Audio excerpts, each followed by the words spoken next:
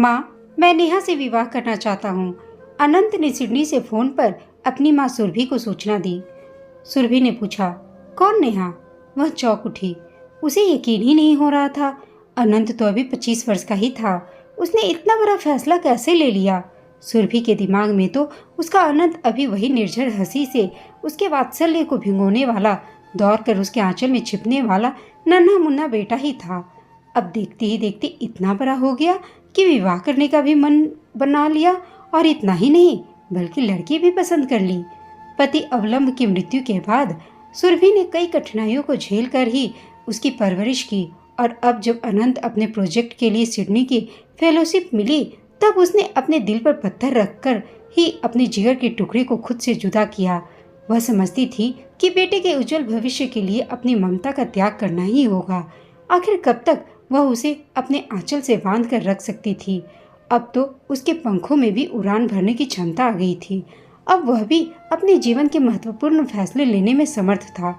उसने अपने बेटे की पसंद को वरीयता दी और फौरन हाँ कर दी। अनंत को अपनी माँ पर पूरा यकीन था कि वे उसकी पसंद को नापसंद नहीं करेंगी। नेहा भी सिडनी में उसी के प्रोजेक्ट पर काम कर रही थी। वहीं दोनों की मुलाकात हुई, जो बाद में प्यार में बदल गई, और दोनों ने विवाह करने का भी मन बना लिया। नेहा के पेरेंट्स ने इस रिश्ते को स्वीकार कर लिया। सुरभि ने अनंत से नेहा की फोटो भेजने को कहा, जो उसे जल्द ही मिल गई। फोटो देखकर सुरभि निहाल हो गई। कितनी प्यारी बच्ची है। भंवरे सी काली काली आंखें आत्मविश्वास से भरी हुई, कद 5 फुट 5 इंच, होठों पर किसी की भी जीत लेने वाली हंसी, सभी कुछ तो मन भावन था। नेहा की हंसी ने सुरभि के बिसरे हुए अतीत को जीवंत कर दिया था। कितनी प्यारी पहचानी हुई हंसी है। यह हंसी तो उसके ख्यालों से कभी उतरी ही नहीं। इसी हंसी ने तो उसके दिन का चैन, रातों की नींद छीन ली थी। इसी हंसी पर तो वह कुर्बान थी। तो क्या नेहा शरद की बेटी है? नहीं नहीं, ऐसा कैसे हो सकता है? हो सकता है यह मेरा भ्रम है। उसने फोटो पलट कर देखा। नेहा कोठारी लिखा था। उसका शक यकीन में बदल गया। वह अचंभित थी। नियति ने उसे कहां से कहां लाकर खड़ा कर दिया।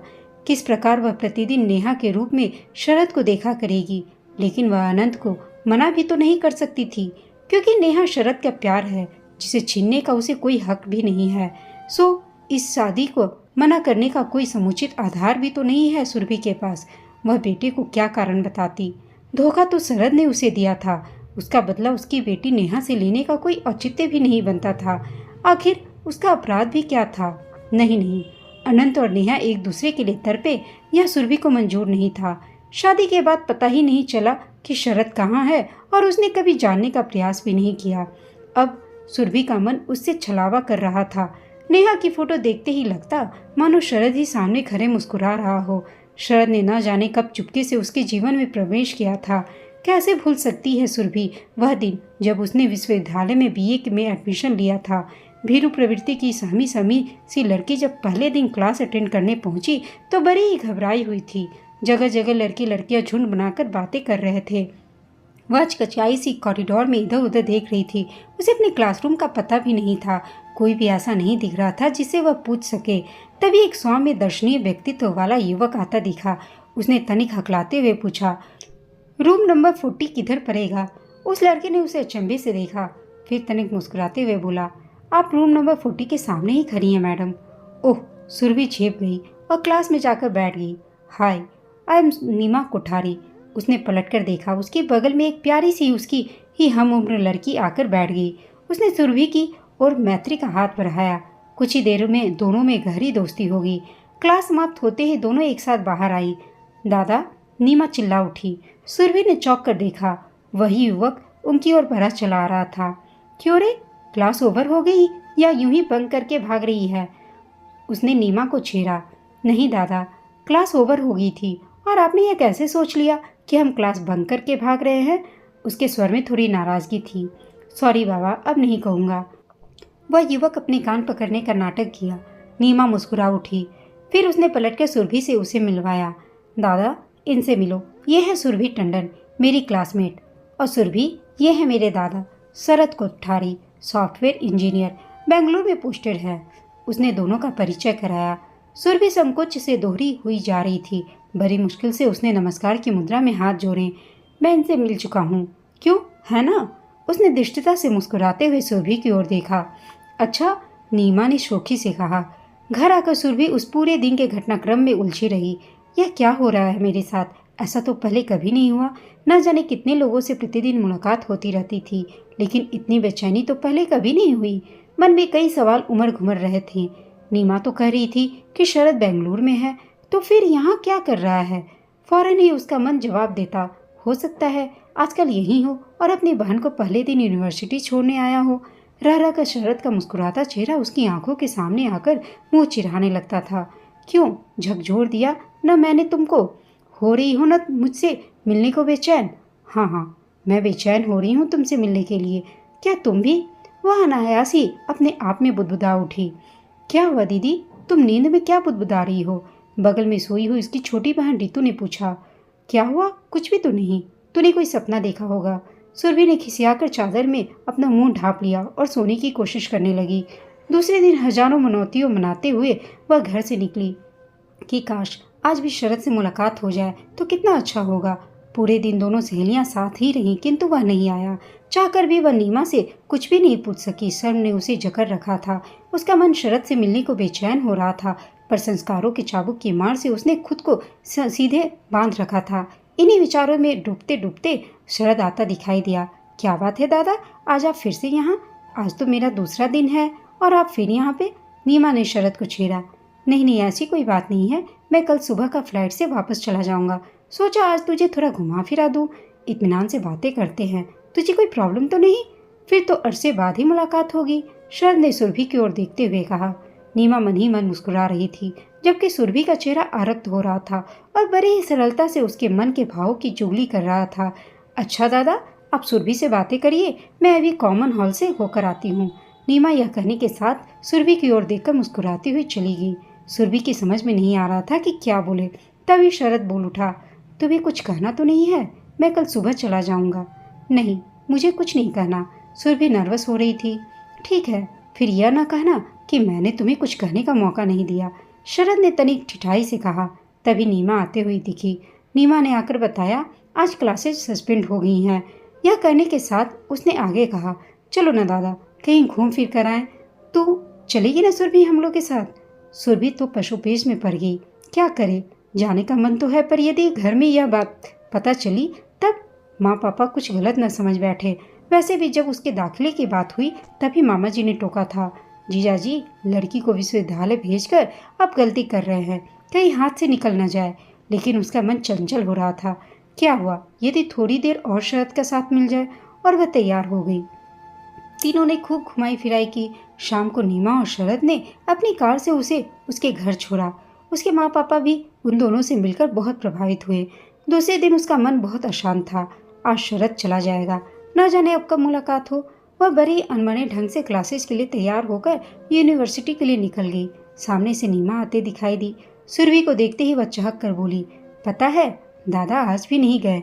1 माह के लिए अपनी छुट्टियां बढ़ा ली हैं और कहते हैं कि 1 माह के बाद ही जाऊंगा। असल में दादा के जाने के नाम से ही मम्मी परेशान होने लगती है।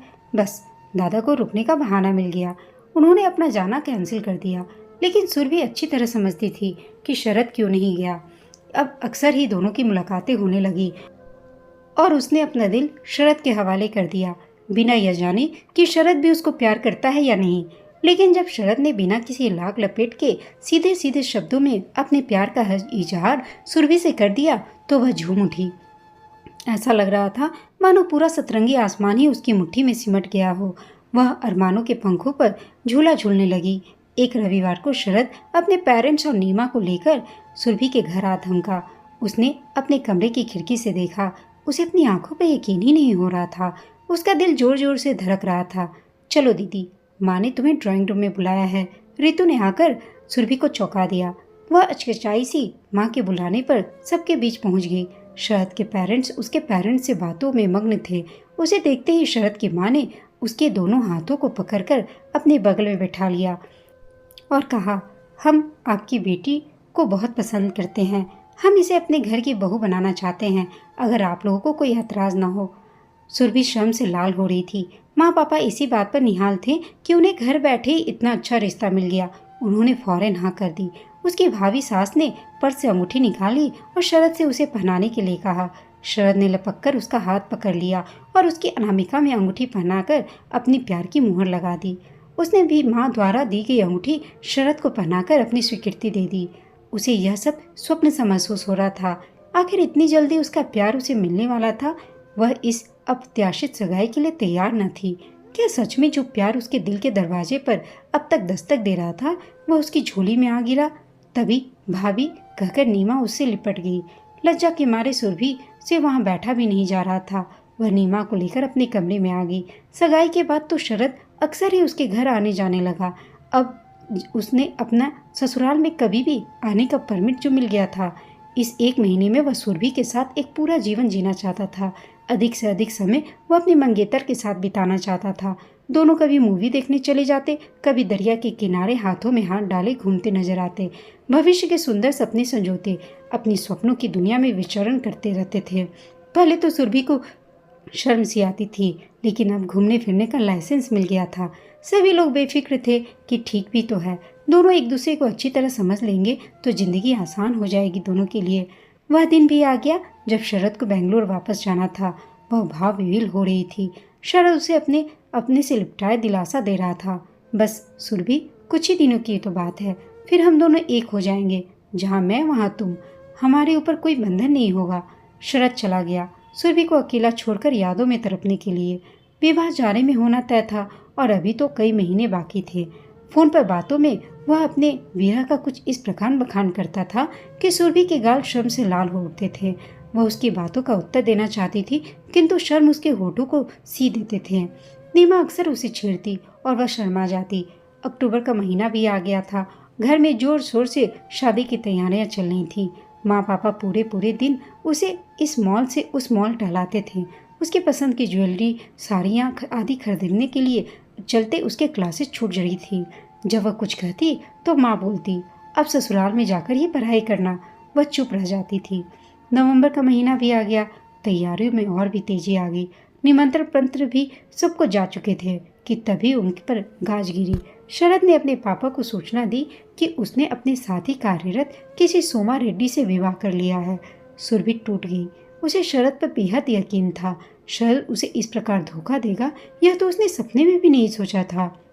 वह शरद जो उसे अपनी आंखों से कभी ओझल भी नहीं होने देना चाहता था, उसके बालों से अटखेलियां खेलता, कभी कहता, तुम्हारी झील सी गहरी आंखों में मैं डूब डूब जाता हूँ। सागर की लहरों से लहराता तुम्हारा बदन मुझे अपने में समेटे लिए जा रहा है। ऐसे कैसे धोखा दे सकता है वह उसे? वह खुद से ही सवाल करती। शरद के पापा बहुत ही लज्जित थे और हाथ जोड़कर सुरभि के परिवार से अपने बेटे के धोखे की माफ़ी मांग रहे थे। और नीमा, वह तो सुरभि से नजरें मिलाने की हिम्मत भी नहीं जुटा पा रही थी। लेकिन अब इन बातों से क्या फायदा हो सकता था? निराशा के अंधकार में सुरभि नई राह तलाशने की कोशिश करती, लेकिन हर राह शरद की ओर हो जाती। उसके आगे तो सड़क बंद ही मिलती और वह अंधेरों में भटक कर रह जाती थी। कहीं से प्रकाश की एक भी किरण नजर नहीं आती थी उसे। अब वह नाते रिश्तेदारों और वह मित्रों से नजरें चुराने लगी थी, जबकि माँ उसे समझाती थी, बेटा इसमें तेरा कोई दोष नहीं, दोष तो हमारा है जो हमने उस धोखेबाज को पहचानने में भूल की। 2 माह बाद ही पापा ने उसका विवाह अवलंब से कर दिया। अवलंब इनकम टैक्स ऑफिसर थे और बहुत ही सुलझे हुए व्यक्तित्व के थे। पापा ने उनसे शरद और सुरभि की कोई भी बात नहीं छिपाई थी और परिवार के सम्मान की खातिर ही उसने इस विवाह को स्वीकार भी कर लिया। अवलंब सही मायने में अवलंब थे। उन्होंने कभी भी उसे इस बात का आभास तक न होने दिया कि वे उसके अतीत से परिचित हैं और उन्होंने उसे अपने प्यार से भर दिया। अब उसे शरद की याद भी न के बराबर आती थी। वह अवलंब का साया बन गई। 2 वर्षों बाद ही उसके जीवन की बगिया में अवलंब के प्यार का एक फूल खिला, अनंत, उसका बेटा।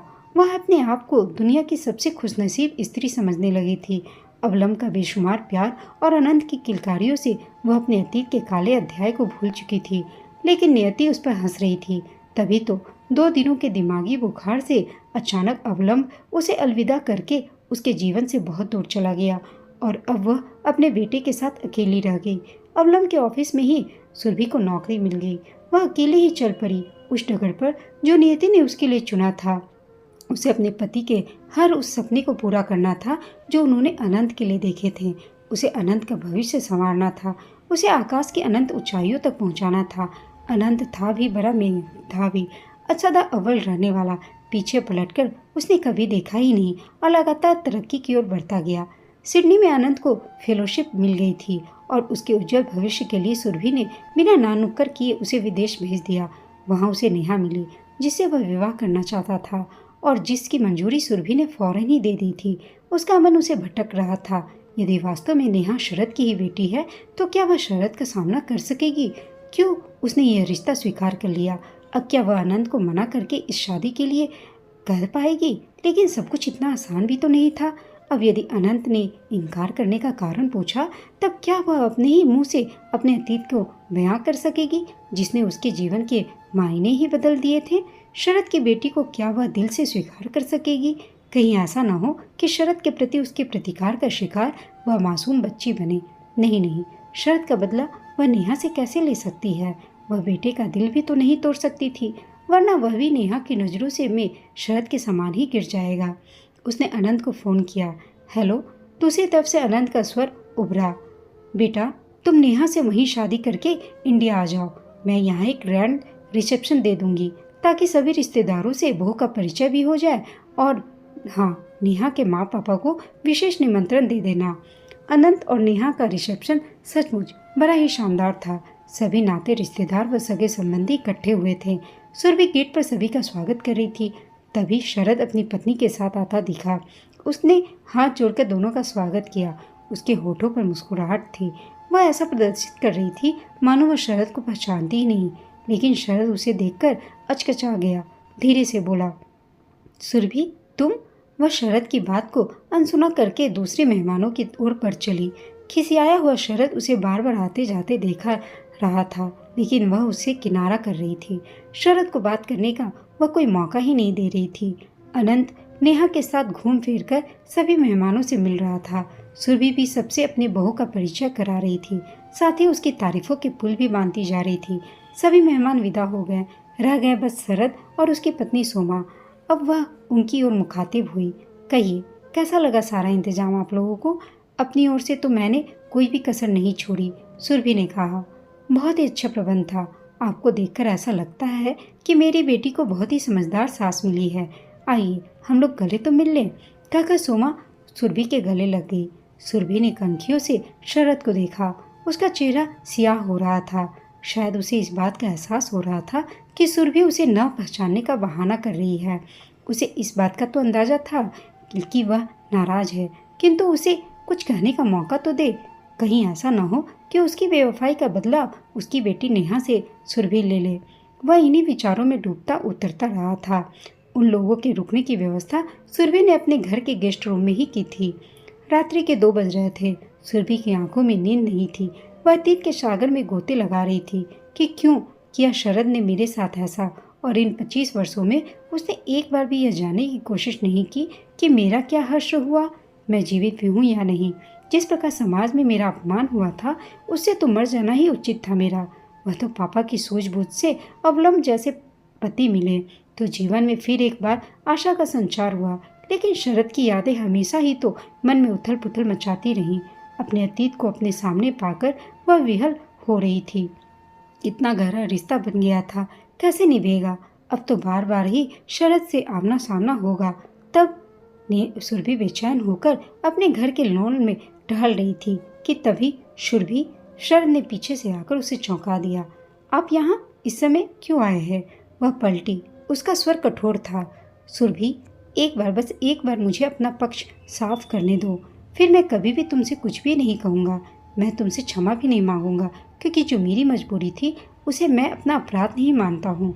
कैसी मजबूरी शरद? कौन सी मजबूरी? मैं कुछ भी सुनना नहीं चाहती। जो हुआ अच्छा ही हुआ। आपके इनकार ने मुझे अवलंब जैसे पति दिया, जो वास्तव में अवलंब ही थे, और इसके लिए मैं आपकी आभारी हूँ। सुरभि ने अपने कमरे की ओर कदम बढ़ाए। रुको सुरभि, एक बार मेरी बात तो सुन लो। मेरे सीने में जो ग्लानि का बोझ है वो उतर जाएगा। हमारे रास्ते तो अलग हो ही चुके हैं। एक मौका, बस एक मौका दे दो, शरद ने सुरभि की राह रोकते हुए कहा। सुरभि ठिठक कर खड़ी हो गई। कहिए, क्या करना है? कहाँ से शुरू करूँ? कुछ समझ में नहीं आ रहा है। शरद झिझक रहा था। देखिए, आपको जो भी कहना है जल्दी से कह दीजिए। कोई आ जाएगा तो आपकी किरकिरी हो जाएगी। सुरभि ने एक कदम आगे बढ़ाने का उपक्रम किया। तो सुनो, यहाँ से जाने के बाद मैं बहुत ही उल्लसित था। स्वप्न में मैं हर रोज तुम्हारे साथ अपना जीवन बिता रहा था। हर ओर मुझे तुम नजर आती थी। मेरे सभी सहयोगी बहुत खुश थे। मेरे एमडी मिस्टर अनिल रेड्डी ने भी ढेरों मुबारकबाद दी।